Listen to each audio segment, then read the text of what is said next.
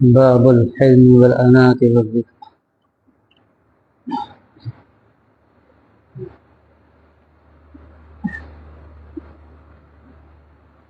قال الله تعالى: أعوذ بالله من الشيطان الرجيم.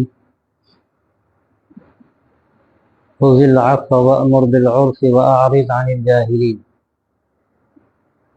وقال تعالى: وليعفوا وليصفحوا ألا تحبون أن يغفر الله لكم. وقال تعالى: ولا تستوي الحسنة ولا السيئة ادفع بالتي هي أحسن فإذا الذي بينك وبينه عداوة كأنه ولي حميم وما يلقاها إلا الذين صبروا وما يلقاها إلا ذو حظ عظيم. وقال تعالى: ولمن صبر وغفر إن ذلك لمن عزم الأمور.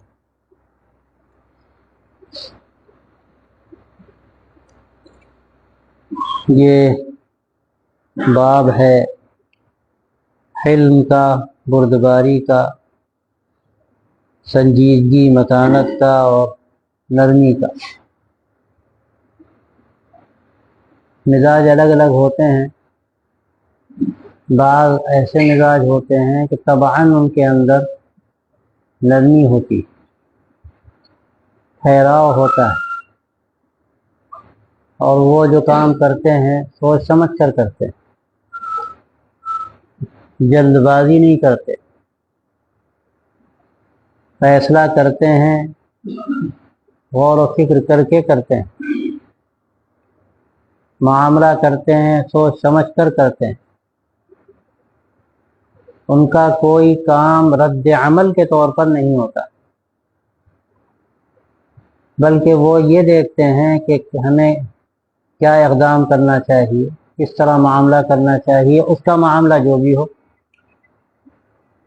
وہ یہ دیکھ کر معاملہ نہیں کرتے کہ اس نے ہمارے ساتھ برائی کی تو ہم اس کے ساتھ برائی کریں، اس نے ہمارے ساتھ سختی کی ہم اس کے ساتھ سختی کریں، اس نے ہمارا حق ادا نہیں کیا ہم اس کا حق ادا نہیں کریں. ان کا یہ طریقہ نہیں ہوتا. یہ طریقہ تو ایسے لوگوں کا ہوتا ہے جن کے اندر ہلکا پن ہوتا ہے، جن کے مزاج میں ٹھہراؤ نہیں ہوتا،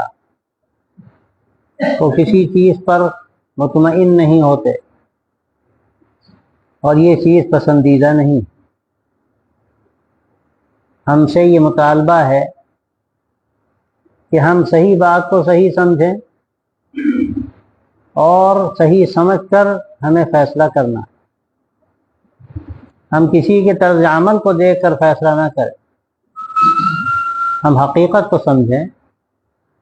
اس لیے کہ اگر یہ سلسلہ شروع ہوا رد عمل کا تو پھر رکتا نہیں. آپ دیکھ لیجیے زمانہ جاہلیت میں کیا تماشے ہوتے تھے، چاہے وہ جنگ بعاث ہو یا اور طویل طویل جنگیں ہوں. وہ کیا تھا؟ وہ صرف رد عمل تھا. اس نے ایک مارا ہم دو ماریں گے، اس نے دو مارے ہم چار ماریں گے. خاندانوں میں جب یہ جھگڑے ہوتے تھے تو بعض مرتبہ برسوں چلتے تھے، سینکڑوں لوگ مارے جاتے تھے، خاندان کے خاندان صاف ہو جاتے تھے. یہ ایسی چیز ہے کہ یہ کسی کے لیے بھی بہتر نہ ہو سکتی ہے، اور نہ اس کے نتیجے میں بہتر سماج وجود میں آ سکتا ہے، کبھی نہیں آ سکتا. اور آج موجودہ دور میں یہ صورتحال پھر دوبارہ پیدا ہو گئی. جاہلیت نئے نئے رنگ میں اور نئے نئے روپ میں آ رہی. شکلیں الگ الگ ہیں، باتیں وہی سب ہیں. جس کو ہمارے بھائی ازما عبداللہ حسنی صاحب فرماتے تھے کہ جاہلیت پڑھ لکھ گئی ہے، بس یہ فرق ہوا ہے. پہلے جاہلیت جاہل تھی، اب جاہلیت پڑھ لکھ گئی ہے. پہلے گرا کٹ ہوتے تھے، راستے سے جیب کاٹتے تھے، اور اب بآسانی کے ساتھ پیٹ چاک کر کے گردے چراتے ہیں. بڑے بڑے پڑھے لکھے لوگ. اور آگے جائیے، ملکوں کا بڑے بڑی طاقتوں کا حال کیا ہے. پہلے کوئی ایک آدمی دوسرے آدمی پہ حملہ کرتا تھا، ایک ملک دوسرے ملک پہ حملہ کرتا تھا، کھلی کھلی باتیں تھیں. اور آج حال یہ ہے کہ دیکھنے میں تو بڑے شریف، بڑے رکھ رکھاؤ والے نظر آتے ہیں، لیکن ملکوں کو ہڑپ کر جائیں، قوموں کو ہڑپ کر جائیں. یہ لوگوں کو سلیقہ آ گیا ہے. کیا ہے کا زمانہ جاہلیت میں جو کچھ ہوتا تھا انہی چیزوں کو آج بھی اختیار کیا جا رہا ہے، لیکن بہت سلیقے مندی کے ساتھ کیا جا رہا ہے. کسی کو کہتے ہیں جاہلیت پڑھ لکھ گئی ہے، اور باقی کچھ بھی نہیں. دنیا کا جو سماج ہے اس وقت وہ سب دیکھ رہے ہیں کیا صورتحال ہے. کسی کو سکون نہیں، نہ کسی فرد کو، نہ کسی سوسائٹی کو، نہ کسی ملک کو. ایک ملک کو بڑی بڑی طاقتیں حاصل ہیں، سپر پاور ہو یا ایٹمک پاور اس کے پاس ہو، سب کچھ ہو، لیکن وہ آگے دیکھتا ہے اور 10 خطرات اس کے سامنے ہوتے ہیں، اور پھر یہ جو کچھ کر چکا ہے وہ جانتا ہے کہ اس کے بعد ہمارے ساتھ بھی تو وہ ساری چیزیں ہو سکتی ہیں. کوئی ٹھہراؤ نہیں. یہ چیز اچھی نہیں دنیا کے لیے. اپنی زندگی آدمی کی اجیرن ہو جاتی، کبھی اس کو سکون نہیں ملتا. تو ہم کو یہ حکم دیا گیا ہے کہ اپنی زندگی میں ایک طرح کا ہم ٹھہراؤ بھی پیدا کریں، غور کریں، سکون کے ساتھ آگے بڑھیں، اور پھر ہم فیصلے رد عمل کے طور پر نہ کریں، یہ دیکھ کر کریں کہ ہمیں کیا کرنا چاہیے، ہمارے سامنے کون ہے اور اس کا ہم پر کیا حق ہے اور ہماری کیا ذمہ داری. یہ آدمی اگر سوچے تو سماج جنت بن جائے اور سارے دلدل دور ہو جائیں، سارے مسائل حل ہو جائیں. اور اس میں 3 صفات یہاں بیان کی گئی ہیں، اور تینوں کا بڑا گہرا تعلق ہے. بردباری ہے، متانت ہے، سنجیدگی ہے، اور پھر نرمی ہے. عام طور سے جن مزاجوں میں نرمی ہوتی ہے تو وہ ان چیزوں کا آسانی سے اختیار کرتے ہیں، اور جن مزاجوں میں سختی ہوتی ہے وہ آسانی سے سننے کو تیار ہی نہیں. ہم نہیں مانتے، ہم تو وہ کریں گے جو ہمارے سمجھ میں آئے گا. اس نے ایسا کیوں کیا، ہم نہیں معاف کر سکتے. اس کو پسند نہیں کیا گیا. اب جو واقعات بھی ہیں کہ مطلب کسی صحابی کو کسی بات پہ غصہ آیا، قسم کھائی انہوں نے کہ ہرگز معاف نہیں کریں. تو آپ صلی اللہ علیہ وسلم نے پسند نہیں فرمائی بات ہو. آپ نے پیچھے سے پوچھا کون ہے بھائی، کون قسم کھا رہا ہے کہ ایسا نہیں کریں. اب جب دیکھا اللہ کے رسول ہے، اللہ کے رسول جو آپ فرمائیں گے وہ کریں، جو آپ فرمائیں گے وہ کریں. ہماری کیا ہے حقیقت، سب کیا رائے ہماری. وہ تو حال یہ تھا ان کا کہ جہاں کر دیا گرم گرما گئے وہ، جہاں کر دیا نرم نرما گئے وہ. شریعت قبضے میں تھی، باغ ان کی، یہ اصل بات، ان کی باغ ڈور شریعت کے ہاتھ میں. تو آدمی اپنے کو کنٹرول میں رکھے، الار نہ ہو، جس کو کہتے ہیں ہمارے اردو میں الار ہو گئے ہو. اب وہ بات سمجھتے ہی نہیں، تو یہ پسندیدہ بات نہیں. قرآن مجید میں اللہ فرماتا ہے خذ العفو وامر بالعرف واعرض عن الجاہلین. عفو درگزر سے کام لیجئے اور اچھی چیزوں کا حکم کیجئے، اور جہالت کرنے والوں سے اعراض کیجئے. جہالت کرنے والوں سے اعراض کیجئے، یہ اصل بات خاص طور سے ہے یہاں پر. ایک تو یہ حکم ہے کہ بھائی عفو درگزر سے کام لیا جائے، لوگوں کی غلطیوں پر، جو تمہارے ساتھ بدسلوکی ہو رہی ہے اس بدسلوکی پر ان کو معاف کر دیا جائے، اور بھلائیوں کا عام کیا جائے. یہ بات یہاں کہی جا رہی ہے وہ اس لیے کہی جا رہی کہ ایک کی غلطی پر تم دوسری غلطی اگر کر رہے ہو تو اس کے نتیجے میں منکرات بڑھیں گے، برائیاں بڑھیں گی. اور ایک کی غلطی پر اگر تم صحیح راستے پر آؤ گے تو ہو سکتا ہے کہ وہ بھی اپنی اصلاح کرے. حضرت خواجہ صاحب جو بات کہتے تھے، حضرت خواجہ معین الدین چشتی رحمۃ اللہ علیہ، کہ اگر تمہارے راستے میں کوئی کانٹے ڈالتا ہے تو تم اس کے راستے میں پھول ڈالو، اس لیے کہ اگر تم پھول ڈالو گے تو کچھ تو خوشبو مہکے گی، اور کانٹے ڈالو گے تو کانٹے ہی کانٹے ہو جائیں گے پھر تو.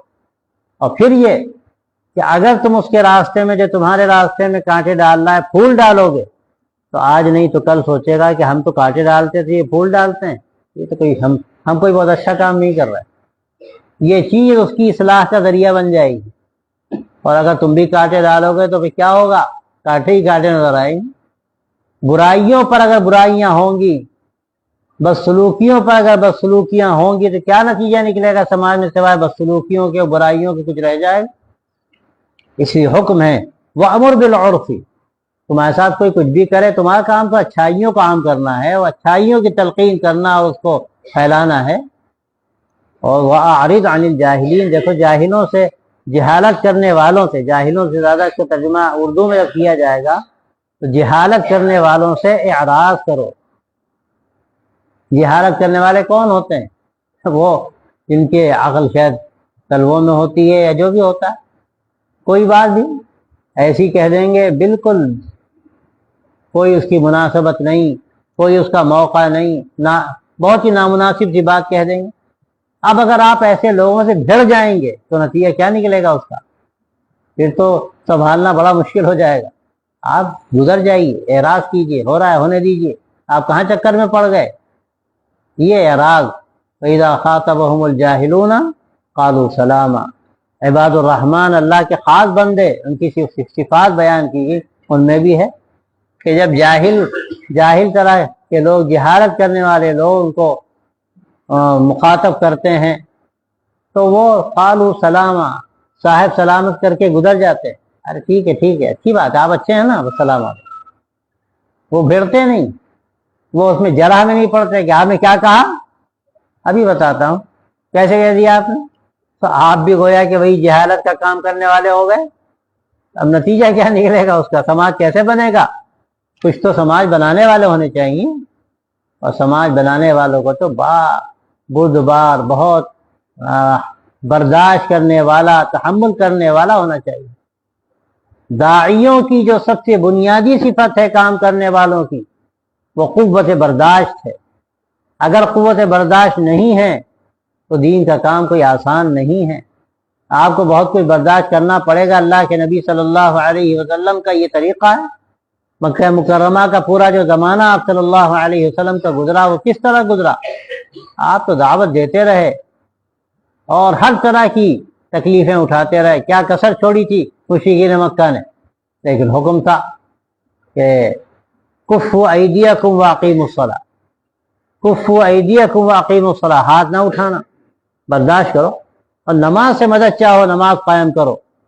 یا ایھا الذین آمنوا استعینوا بالصبر والصلاۃ، ایمان والو صبر و نماز سے مدد چاہو۔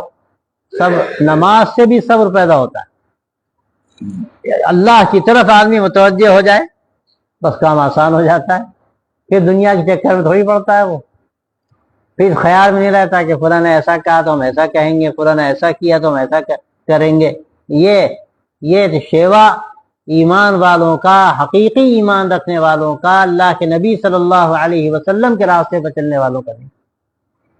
وَأَعْرِضْ عَنِ الْجَاهِلِينَ، جہالت کرنے والوں سے اعراض کیجئے، گزر جائیے، اس کے چکر میں نہ پڑی۔ یہ ہمیں صفات بتائی گئی ہیں، کیسی مبارک اور کیسے اعلیٰ درجے کی صفات و اخلاق ہیں۔ واقعہ اگر یہ ہمارے سماج میں آ جائیں تو سماج کہاں سے کہاں پہنچ جائے، لیکن اس کا شمع بھی نظر نہیں آتا۔ ہم لوگوں کا حال جو ہے، یہ چیزیں نظر نہیں آتی، بات پر جھگڑے، لڑائیاں، پھر اس حد تک آگے بڑھ جاتے ہیں کہ اپنا ہی نقصان کرتے۔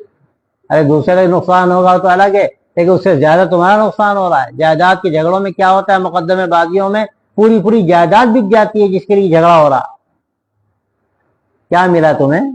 کہتے ہیں نہ خدا ہی ملا، نہ وصال صنم، بھائی نہ دین ملا، نہ دنیا میں بھی کچھ نہ ملا، جھگڑا کر کے دین گیا، اور پھر سارا پیسہ خرچ کر دیا، عدالتوں کے چکر کاٹ کر دنیا بھی چلی گئی، کچھ نہیں ملا۔ لیکن آدمی ایسا پاگل ہوتا ہے اپنے نشے میں، جو اندر طاقت کا نشہ اس کو آپ کہہ لیجئے، یا اور کسی قسم کا آپ غرور کہہ لیجئے، وہ ایک انا جو ہوتی ہے، یہ انا انسان کو تحت الثری میں پہنچا دیتی، ایسا گراتی ہے کہ کہیں سے کہیں پہنچا دیتی۔ تو اس کو نکالنا اصل ہے۔ اللہ تبارک و تعالیٰ فرماتا ہے وَلْيَعْفُوا وَلْيَصْفَحُوا وَلَا تُحِبُّونَ أَن يَغْفِرَ اللَّهُ لَكُمْ، ان کو چاہیے کہ معاف کرتے رہیں، درگزر کرتے رہیں۔ کیا تمہیں پسند نہیں کہ اللہ تم کو معاف کرے؟ جب تم دوسروں کو معاف کرو گے اللہ تم کو معاف کرے گا۔ اس کا ذکر پہلے کئی مرتبہ آ چکا ہے۔ اللہ تبارک و تعالیٰ قیامت میں اس پر فیصلے فرمائیں گے کہ یہ ہمارا بندہ معاف کر دیا کرتا تھا، درگزر کر دیتا تھا، دینے کے بعد چھوڑ دیتا تھا، تو ہم تو اس سے زیادہ حقدار ہیں کہ جو اس نے کوتاہیاں کی ہیں ان کوتاہیوں سے ہم بھی درگزر کر معاف کر دیں۔ اور کون ہے جس کو اللہ کی معافی کی ضرورت نہ ہو؟ ہے کوئی دنیا میں ایسا؟ اگر اللہ معاف نہ کرے اور پکڑ کرنے پر آ جائے تو کوئی چھڑا نہیں سکتا۔ منوقش فی الحساب ہلک، جس کی باز پرس کی جائے، اب ایک ایک چیز پوچھی جائے، اس کو اچھی طرح سے اس کو پرکھا جائے تو بچ نہیں پائے گا، آدمی ہلاک ہو جائے گا۔ آپ دنیا میں بہت معمولی مثالیں دیکھ لیجئے، اگر کوئی حکومت کے لوگ پیچھے پڑ جائیں، آپ لاکھ جتن کیجئے بچنا بڑا مشکل ہو جاتا ہے، کوئی نہ کوئی اس میں میخ نکالیں گے وہ، اور اگر چھوڑنا چاہیں تو کچھ نہیں، جاؤ۔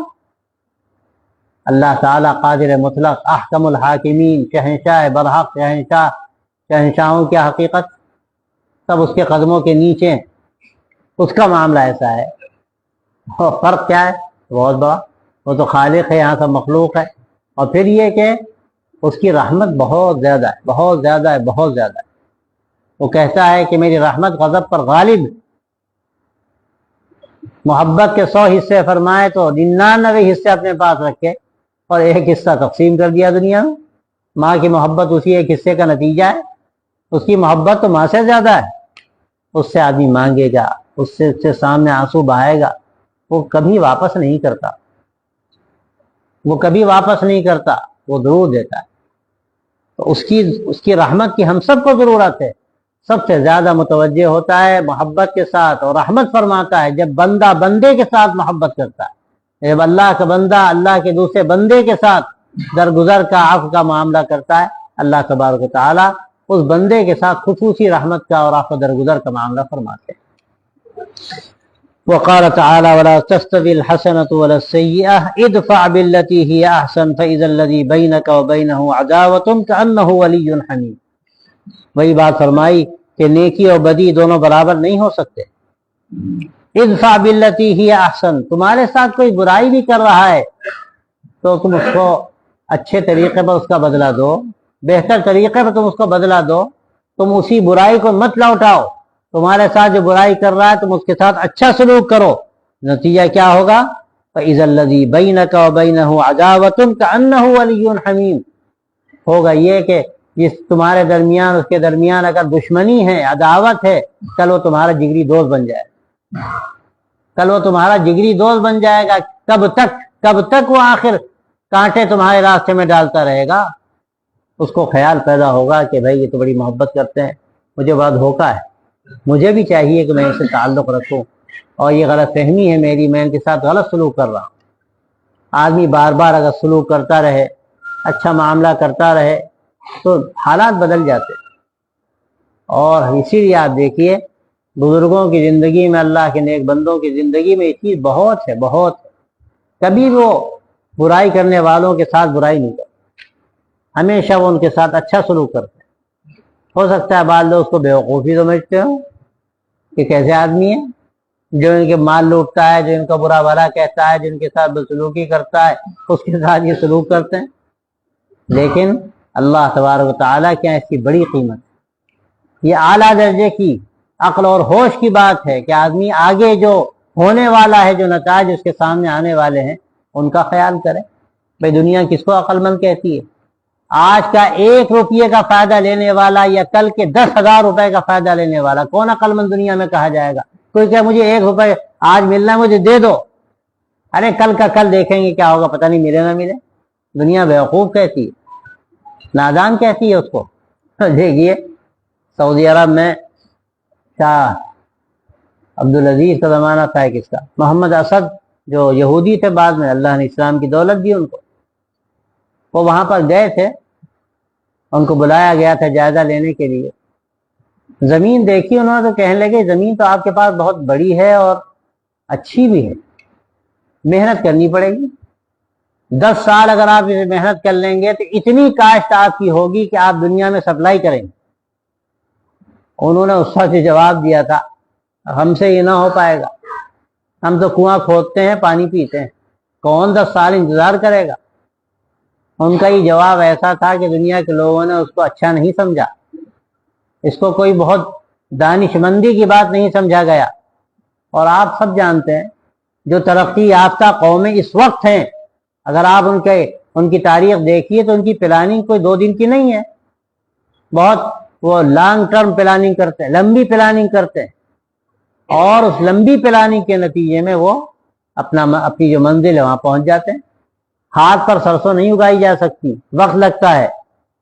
آدمی اگر ترتیب سے چلے گا، آرام سے کام کرے گا تو بہت آگے تک جاتا ہے. تو یہ کوئی عقل مندی کی بات نہیں ہے کہ ایک دن میں آپ کو سب مل جائے اس کے بعد فرصت. ہم مسلمانوں کا حال ہے یہی، دکان لے کے بیٹھیں گے، ہر طرح کی خیانت کریں گے. آج ہی ہمیں سارا نفع مل جائے، جھوٹ بولیں گے، یہ کریں گے وہ کریں گے. کون آئے گا آپ کی دکان کے پاس؟ 2-4 روز کے بعد ساری قلعی کھل جائے گی، ختم ہو جائے قصہ. اور عام طور سے جو بہت مضبوط قسم کے لوگ ہوتے ہیں، مضبوط دکاندار، وہ بہت آگے تک سوچ کے چلتے ہیں کہ آج ہم 1 پیسے کا فائدہ لے رہے ہیں، کل ہر طرح کے لوگ ہمارے پاس آئیں اور ہزاروں ہمارے گاہک ہو جائیں گے. جو 1 پیسے کا ہم فائدہ لے رہے ہیں ایک آدمی سے، وہی 1 پیسے کا فائدہ لاکھوں تک جائے گا. اور بیوقوف سوچتا ہے کہ 1000 آج ہی لے لو، 100 روپے آج ہی لے لو، کل ملے نہ ملے دیکھا جائے گا. تو بیوقوف ہے کہ عقل مند ہے؟ آپ غور کیجئے آخرت کا فائدہ کتنا بڑا ہے. جو دنیا کے جو نفع عاجل جس کو کہتے ہیں، جس کو متاع کہا گیا، تھوڑا سا فائدہ دنیا کا، اس کے چکر میں پڑ کے آخرت کو برباد کرے، اس سے بڑا بے وقوف کون ہے دنیا میں؟ دنیا اس کو چاہے آخری درجے کا عقل مند سمجھتی ہو جو دنیا کما رہا ہے اور آخرت کو چھوڑ رہا ہے، لیکن واقعہ یہ ہے کہ پلے درجے کا بیوقوف اور نادان ہو. اور عقل مند کون ہے؟ جو اصل نفع کو سامنے رکھے. تو اب یہ چیز اصل ہے، اس پر اگر آدمی توجہ کرے تو پھر اس کے لیے سارے کام آسان ہو جائیں گے. کہ کوئی اگر بدسلوکی بھی کر رہا ہے تو ہم اس کے ساتھ اس لیے سلوک کر رہے ہیں کہ دنیا میں تو یہ چیز عجیب سی معلوم ہوتی ہے، لیکن اس کا نتیجہ بہت اچھا ہے. اور اصل نتیجہ دیکھنا ہوتا ہے. نتیجہ اگر اچھا مل رہا ہے تو بڑی کامیابی کی چیز ہے.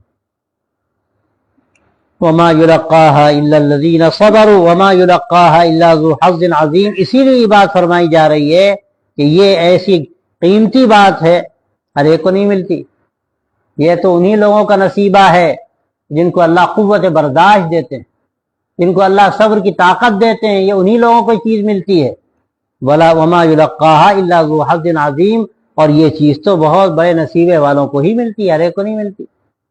اللہ تعالیٰ جس کو قوت برداشت دیتے ہیں، جس کو نوازنا چاہتے ہیں، اللہ اس کو اس طرح کی صفات عطا فرما دیتے ہیں، معاف کرتا ہے، درگزر. اور یہ تو جو بہت اللہ کے خاص بندے ہوتے ہیں، بعض جگہ تو یہ بات کہی کہ جو ابدال کہلاتے ہیں، اور آگے جو دنیا میں چند لوگ ہوتے ہیں، ان کی جو صفات بیان کی گئی ہیں اس میں یہ نہیں لکھا ہے کہ رات کو 1000 رکعتیں نماز کی پڑھتے ہیں اور دن بھر پھر روزہ ہی رکھتے ہیں. ان کی جو صفات بیان کی گئی بنیادی طور پر وہ یہ ہے کہ وہ اللہ کے بندوں کا خیال کرتے ہیں، وہ اللہ کے راستے میں بے دریغ خرچ کرتے ہیں.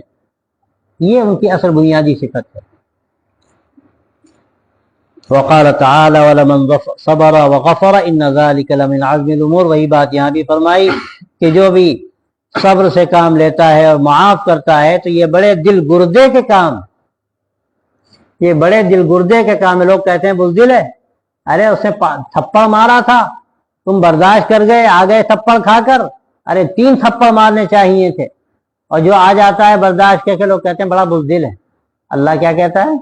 اللہ کہتا ہے جو تھپڑ کھا کے آ گیا اور اس نے بدلہ نہیں لیا، یہ بہت دل گردے والا آدمی. اصل یہ پہلوان ہے. اس لیے حدیث میں آتا ہے کہ پہلوان کس کو کہا جاتا ہے؟ جو پچھاڑ دے. لیکن آپ صلی اللہ علیہ وسلم نے کیا فرمایا؟ کون ہے پہلوان؟ من یملک نفسہ عند الغضب، کہ جو غصے کے وقت اپنے آپ کو قابو میں رکھے، وہ اصل پہلوان. پہلوان وہ نہیں ہے اٹھا کے پڑھ دے، اٹھا کے پٹخنے والا پہلوان نہیں ہے، وہ تو نادان ہے، کیا جانے. وہ پہلوان وہ ہے جو غصہ جب آئے غور کرے کہ ہمیں کیا کرنا چاہیے. یہاں کیا غصے کا اظہار مناسب ہے؟ نہیں ہے. تو غصہ ہمیں پی جانا ہے. والکاظمین الغیظ، یہ اصل صفت ہے، یہ اصل دل گردے کی بات ہے. اللہ تعالیٰ نے اس کو فرمایا کہ دل گردے کے کام، معاف کر دینا، درگزر کر دینا، پی جانا، صبر کرنا، برداشت کر لینا. قوت برداشت سب سے بڑی چیز. بار بار حدیث سنائی گئی کہ ما اعطی احد عطان خیر و اوسع من الصبر، کہ کسی کو صبر سے بڑھ کر اور صبر سے بہتر کوئی تحفہ نہیں ملا. سب سے بڑا تحفہ قوت برداشت، اور سب سے کم یہی چیز آج سماج میں نظر آتی، برداشت نہیں ہوتا. ذرا سی بات ہو گئی بس ایسی مزاج میں اس کے رد عمل میں چیزیں سامنے آتی ہیں کہ اس کا پھر کیا نتیجہ نکلے گا. وہاں سے بھی رد عمل، یہاں سے بھی رد عمل، بھی جھگڑا کبھی ختم نہیں ہو سکتا. عن عائشہ رضی اللہ تعالی عنہا قالت ما خیر رسول اللہ صلی اللہ علیہ وآلہ وسلم بین امرین قط الا اخذ ایسرہما ما لم یکن اسما فإن كان اسما كان ابعد الناس منه وما انتقم رسول الله صلى الله عليه وآله وسلم لنفسه في شيء قط الا ان تنتهك حرمة الله فينتقم لله تعالى. حضرت عائشہ رضی اللہ عنہ فرماتی ہیں کہ اگر آپ صلی اللہ علیہ وسلم کو دو چیزوں میں اختیار دیا جاتا تو ہمیشہ آپ آسان چیز اختیار فرماتے جب تک گناہ نہ ہو. ہاں گناہ اگر ہوتی تو آپ اس سے سب سے زیادہ دور رہنے والوں میں سے تھے. آپ کا یہ طریقہ تھا کہ سہولت اختیار فرماتے تھے، اور یہ اس لیے تاکہ امت کے لیے سہولت کے راستے کھل جائیں. اگر آپ ہمیشہ سخت چیزیں اختیار فرما لیتے تو پھر امت کے لیے وہی راستہ طے کر دیا جاتا، لیکن آپ ہمیشہ آسان چیز اختیار فرماتے تھے تو اللہ نے امت کے لیے بھی آسانی پیدا فرمائی کہ بھئی آسانی سے ہی کام ہو جائے گا، اس طرح کر لو. ضروری نہیں کہ بہت تم سخت مشقت اٹھاؤ، دشواریوں پہ پڑو. تو اللہ نے یہ آسانی آپ صلی اللہ علیہ وسلم کے ذریعے سے امت کو عطا فرمائی، اور فرمایا کہ آپ کبھی اپنی ذات کے لیے کسی چیز میں انتقام نہیں لیتے. کوئی بھی آپ کو تکلیف ہو جائے لیکن آپ نے کبھی بدلہ نہیں لیا. یہاں تک کہ زہر کھلانے والی یہودیہ جس نے زہر کھلا دیا، پوچھا تھا نا کہ گوشت کا کون سا حصہ آپ کو پسند ہے، بتایا گیا کہ دست کا حصہ پسند ہے.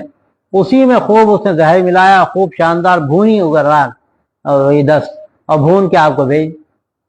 لیکن اس نے آپ منہ میں لے گئے، اس نے کہا اس میں زہر. اللہ نے آپ کو بطریق وحی بتا دیا.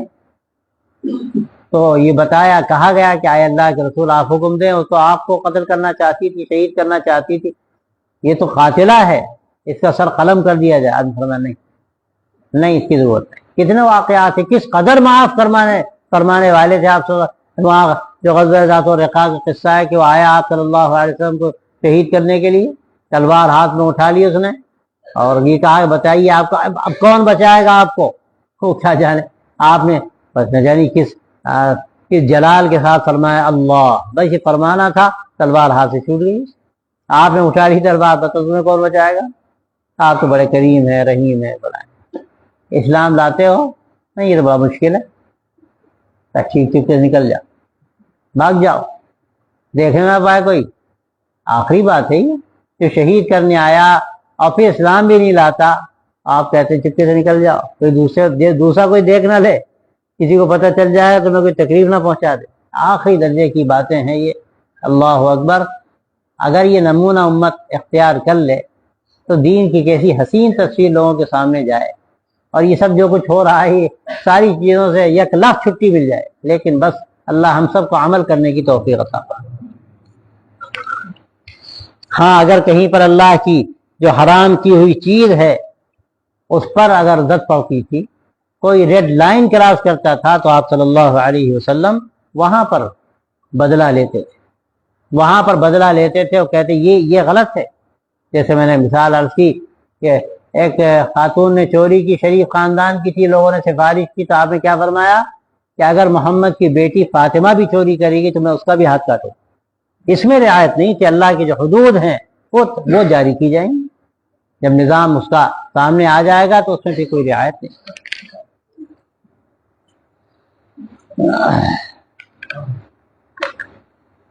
عن انس بن مالك رضي الله عنه قال كنت امشي مع رسول الله صلى الله عليه وسلم وعليه برد نجراني غليظ الحاشيه فادركه اعرابي فجبذه بردائه جبذة شديده فنظرت الى صفحه عاتق النبي صلى الله عليه واله وسلم فقد اثرت بها حاشيه الرداء من شده جبذته ثم قال يا محمد مر لي من مال الله الذي عندك فالتفت الیہ فضحک ثم امر له بعطاء.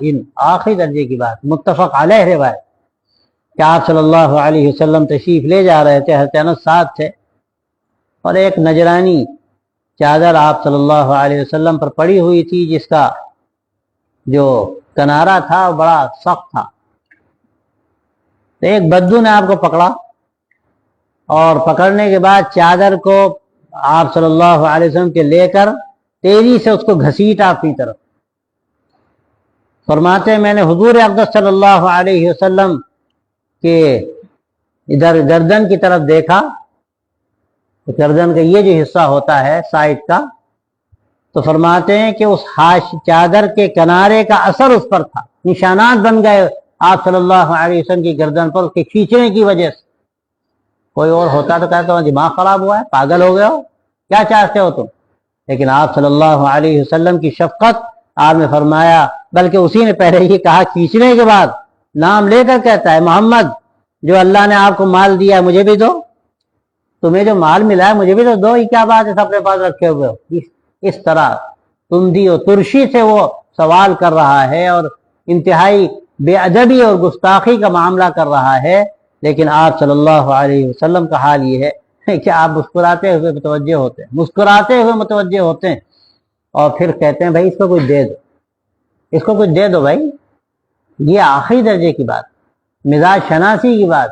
بھائی وہ دیہاتی بدو کچھ نہیں جانتا، آداب سے ناواقف، تو وہ اس طرح کی حرکتیں کر رہا ہے، گھسیٹ رہا ہے، اور کہہ رہا لا بھائی کوئی دو، تمہارے پاس تو بہت کچھ ہے۔ اور اس طرح کے دیہاتی لوگوں میں اس طرح کے تماشے ہوتے بھی، وہ کچھ بھی کر سکتے، لطیفے میں بہت سارے ہوتے ہیں۔ حضرت تھانوی رحمۃ اللہ علیہ کے ایک آدمی ٹوکرا لے کر آیا اور اپنی دیہاتی زبان میں کہا حضرت تمہارے لیے ہدیہ ہے یہ۔ تو حضرت کو ذرا تکدر ہوا، کہنے لاؤ میرے سر پہ رکھ دو کھوپڑی پہ۔ غصے میں کہا، اس نے اٹھایا اور کھوپڑی پہ رکھ دی۔ اب بیچارے دیہاتی کہہ جاتے کہ یہ حضرت نے کس لہجے میں بات کہی، لیکن اللہ اکبر، حضور سے بڑھ کے کون ہو؟ اللہ اکبر۔ آپ صلی اللہ علیہ وسلم کی شفقت، آپ کی رعایت، آپ کی مروت، اور آپ کی اللہ کے بندوں کے ساتھ آخری درجے میں نرمی، اس کی ایسی مثالیں ہیں کہ عقل دنگ رہ جائے۔ لیکن یہی نمونہ ہے، آدمی اس کو اختیار کرے۔ یہ حدیثیں ہمارے لیے بہت کچھ سبق دیتی ہیں کہ اپنی زندگی کا کم از کم آدمی جائزہ تو لے، جس حد تک بھی کر سکتا۔ اگر یہ زندگی میں یہ چیزیں داخل ہو جائیں تو گھر بھی جنت بن جائے، اور ہم جہاں بھی رہیں گے وہاں اللہ کی طرف سے ہمیں ایسی محبوبیت حاصل ہو جائے گی۔ آپ ہر ایک کے ساتھ شفقت کر رہے ہیں، محبت کر رہے ہیں، دنیا آپ سے محبت کریں۔ دنیا کا نظام یہی، آپ دشمن کے ساتھ سلوک کیجئے، دشمن بھی دوست بن جاتا ہے۔ اللہ تعالیٰ توفیق عطا فرمائے۔ وآخر دعوانا